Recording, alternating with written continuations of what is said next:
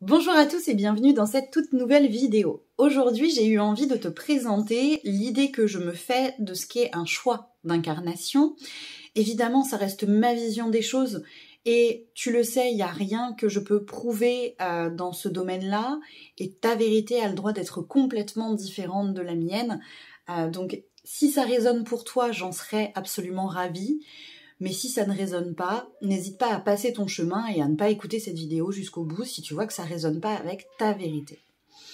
Pour expliquer ce que c'est qu'un choix d'incarnation, je vais évidemment prendre le temps déjà de recontextualiser un petit peu les choses et de revenir sur les principes d'incarnation, d'âme, etc.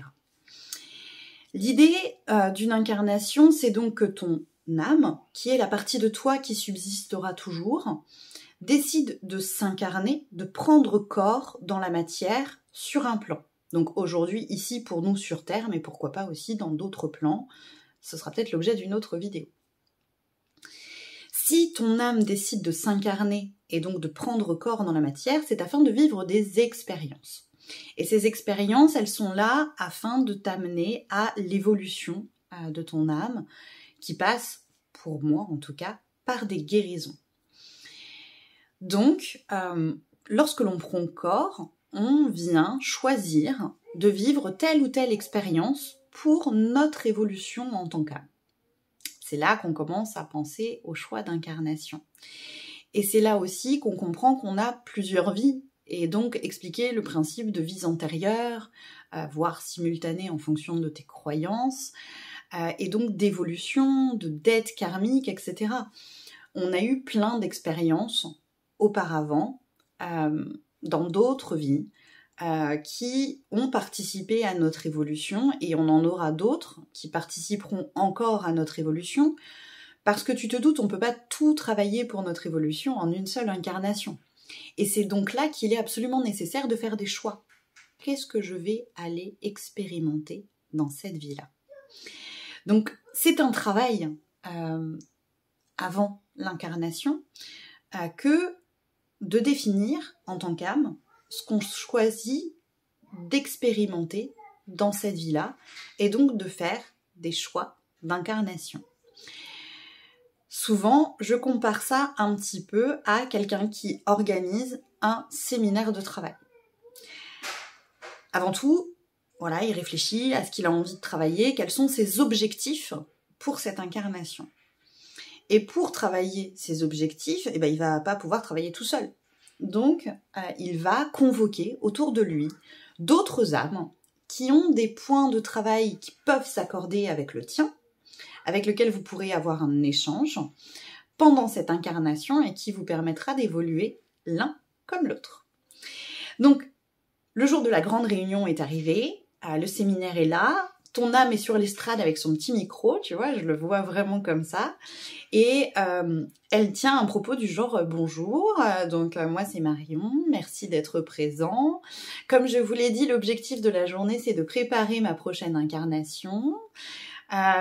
Donc dans celle-ci, je m'appellerai Marion et j'aimerais travailler tel point et tel point. » Et donc là, dans l'assemblée, sont présentes des nouvelles âmes que tu n'as jamais fréquentées, mais aussi des âmes avec qui tu as déjà eu des vies en commun, quelqu'un qui a été ta maman, quelqu'un qui a été ton mari, quelqu'un qui a été ton enfant, bref, tout le monde est présent.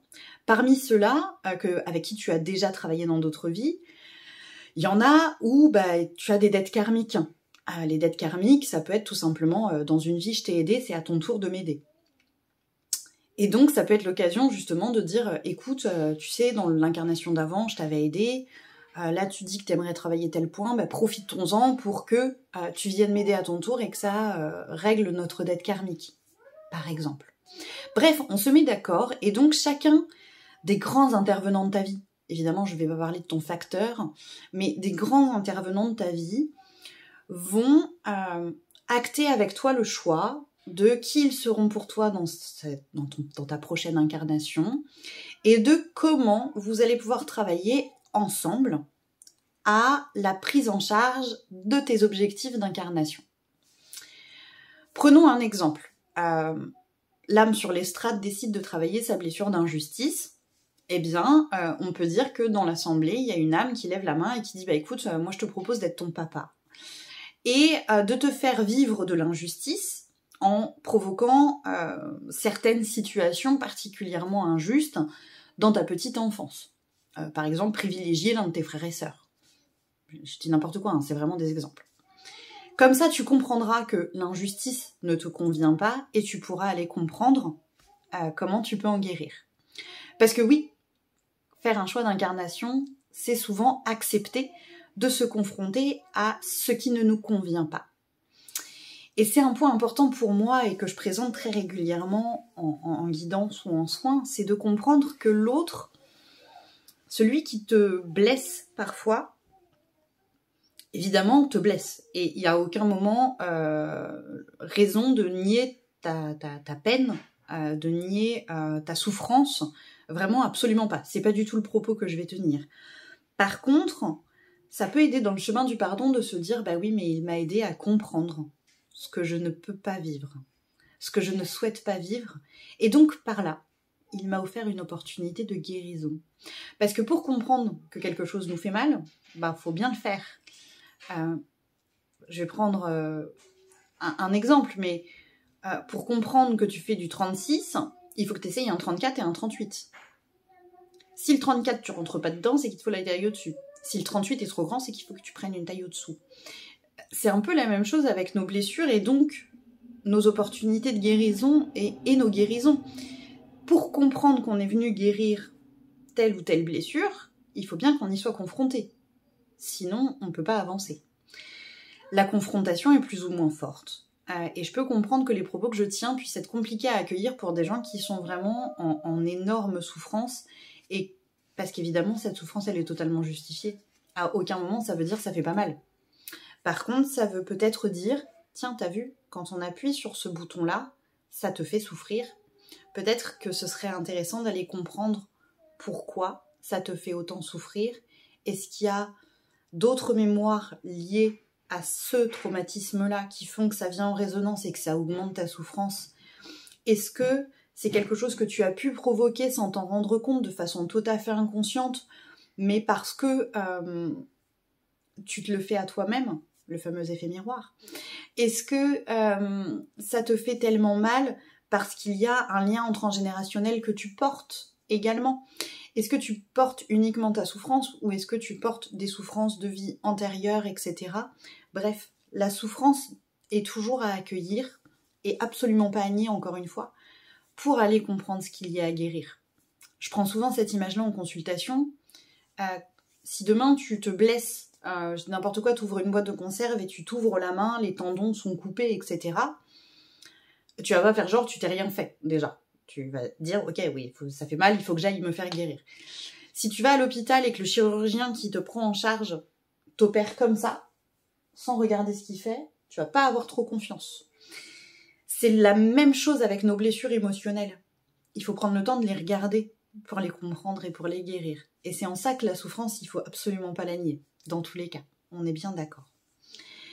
Bref, tu l'as compris, le choix d'incarnation, c'est donc décider de travailler tel ou tel point pendant ton incarnation, pendant cette vie-là. Il y a des fois où on réussit, et puis il y a des fois où on retentera sur une autre fois parce qu'on n'a pas réussi, et c'est pas grave, parce que des fois on va loin dans les objectifs d'incarnation qu'on se pose. On n'est pas toujours très raisonnable quand on pose nos objectifs d'incarnation, enfin en tout cas c'est l'image que moi j'en ai. C'est important pour moi de dire que donc certaines choses sont proposées et sont plus ou moins prévues. Et c'est donc en ça que la voyance est complètement possible. Le voyant, dans ce cas-là, a accès un peu au compte-rendu de ton séminaire de travail et sait qu'il va t'arriver telle ou telle chose parce que c'est écrit, parce que ça doit arriver pour pouvoir te porter vers de la guérison et de l'évolution. Par contre, ce qui n'est jamais décidé, c'est justement ton libre arbitre, c'est comment tu vas réagir à tout ça. Est-ce que tu vas suivre le chemin A ou B? Est-ce que tu vas conserver de vieux schémas plutôt dictés par le mental et l'ego et donc tourner en boucle dans ton problème posé sans chercher à trouver une solution? Ou est-ce que tu vas essayer de rentrer dans des énergies de pardon, de compréhension, de guérison et donc hop, passer un palier pour l'évolution de ton âme? Et en fait, que tu choisisses l'un ou l'autre, c'est pas grave, c'est un choix qui t'appartient. mais c'est un choix d'incarnation que tu avais décidé avant d'arriver. Voilà ce que je voulais vous dire, j'espère que ça vous parlera. Encore une fois, s'il y a des questions comme à chaque fois, je vous le rappelle, vous pouvez les poser en commentaire sous la vidéo, et à ce moment-là, je peux y répondre et ça peut aider les autres personnes qui verront cette vidéo. Si toutefois c'était trop intime et que tu ne souhaitais pas le faire en commentaire, tu as sur la chaîne le lien vers mon site internet où tu trouveras absolument toutes mes coordonnées, réseaux sociaux, téléphone, tout ça, tout ça. En tout cas, merci d'avoir pris le temps de regarder cette vidéo et une très belle journée. Au revoir.